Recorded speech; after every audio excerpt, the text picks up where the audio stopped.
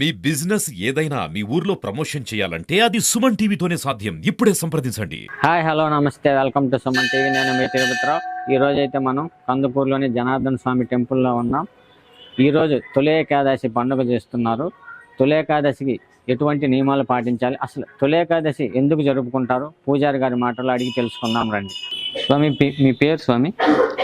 నా పేరు కేవి అనంత దీక్షితులు, కందుకూరి వెంకట అనంత దీక్షితులు. మీరు ఎప్పటి నుంచి అక్కడ పూజారిగా చేస్తూ ఉన్నారు? ఇప్పుడు నేను అంటే నాన్నగారి టైంలో మేము చిన్నపిల్లలుగా ఉండేటప్పుడు ఇక్కడ ఆలయంలో స్వామివారి సేవా కార్యక్రమాన్ని చేస్తూ వచ్చాము. ఆయన చనిపోయిన తర్వాత మా పెద్ద అగ్రజుడు అన్నగారు చేశారు కొన్నాళ్ళు. తర్వాత నేను గవర్నమెంట్ వారి పోస్టింగ్ ద్వారా నేను జాయిన్ అయ్యాను. నేను జాయిన్ అయ్యి 6 years అవుతుంది. ఈ 6 years నుంచి నేను సర్వీస్ చేస్తున్నాను. ఈ టెంపుల్ గవర్నమెంట్ అండర్లోకి వచ్చి ఎన్ని సంవత్సరాలు అవుతుంది? 1969లో వచ్చింది అనమాట. 69లో గవర్నమెంట్ పరం చేసుకుంది.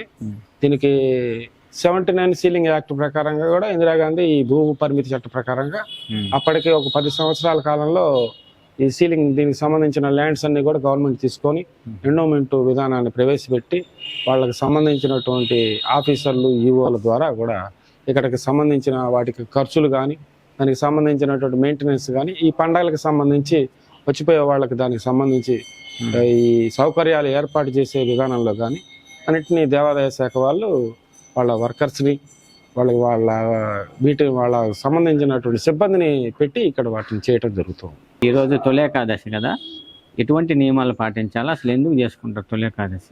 తొలి ఏకాదశి అంటే ఇప్పుడు ఈ విష్ణుమూర్తి ఉత్తరాయణ కాలాన్ని ముగించుకొని దక్షిణాయన కాలం ప్రారంభమవుతోంది. ఈ రోజు నుంచి కూడా స్వామివారు ఒకవైపు మరలి ఈరోజు శయనించడం జరుగుతుంది.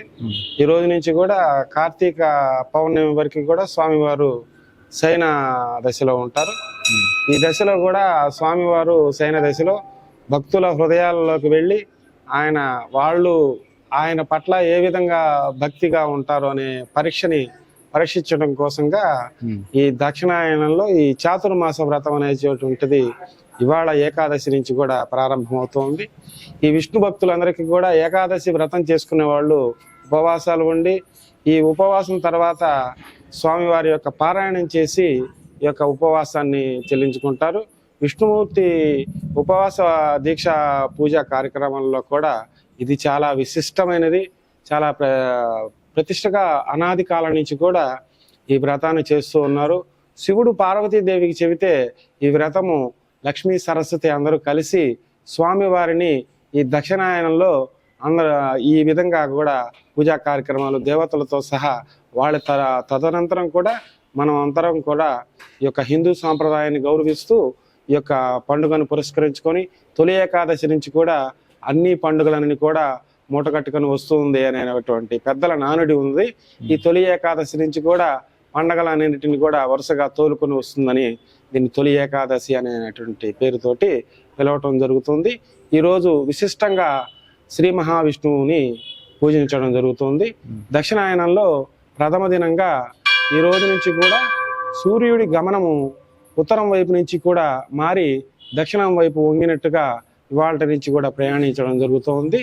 ఇది ఈరోజు విశిష్టమైనటువంటి తొలి ఏకాదశి విశిష్టత. నమస్కారం. భక్తులు ఎటువంటి నియమాలు పాటించారు? భక్తులు వాళ్ళు ప్రాతకాలం నిద్రలేచి సూర్యోదయం కంటే ముందుగా స్నానం ఆచరించి శ్రీ మహావిష్ణువు ఆలయాన్ని సమీపించి వారి యొక్క కోరికలతోటి అనేకమైనటువంటి కొబ్బరికాయలని ఇట్లాంటి వివిధ రకాలైనటువంటి పల్లవాలతోటి ఏకాక్షి కొబ్బరికాయ అని అంటారు దీన్ని.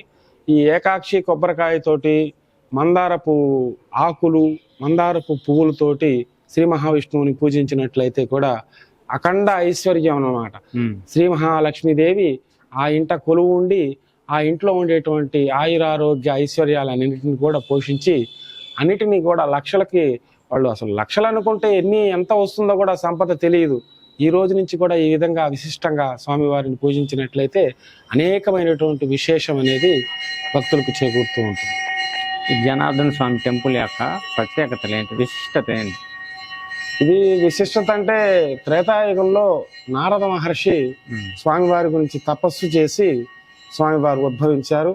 ఆ యొక్క స్వామివారిని కాపాడుకోవటం కోసంగా అనేకమైనటువంటి తర్వాత తరాలలో వారిని కాపాడుకొని వారి ఉనికిని ఆ పూజా కార్యక్రమాలను చేస్తూ కూడా ఉండటానికి అనేకమైనటువంటి పరిస్థితులను వాళ్ళని అధిగమించి కూడా ఈరోజు మన అందరికీ కూడా అందుబాటులో ఈ స్వామివారి ఆలయం ఉన్నదంటే మనం చేసుకున్నటువంటి పుణ్యం అని చెప్పవచ్చు ముఖ్యంగా.